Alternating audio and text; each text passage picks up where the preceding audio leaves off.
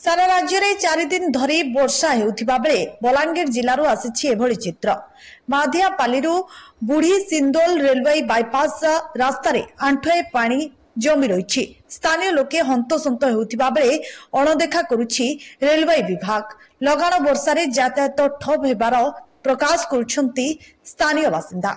एटा हमर माधियापालीरू बुढ़ी सिंदोल रो पीएम रास्ता हमर रेलवे लाइन टा मझिरे जाइए किंतु ओवरब्रिज नहीं देकरी तले रास्ता फिटे आमर पानी सबू से खाल जमा होचे जार फल कि लोक गाड़ी मोटर कि अन्य पिला माने पाठ पढ़ी जीवार लगी बहुत असुविधा होचे।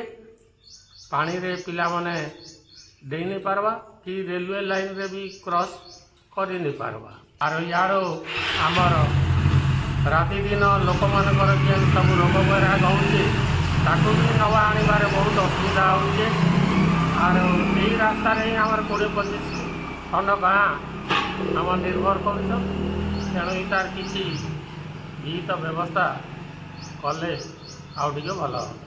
ब्यूरो रिपोर्ट प्रयाग खबर।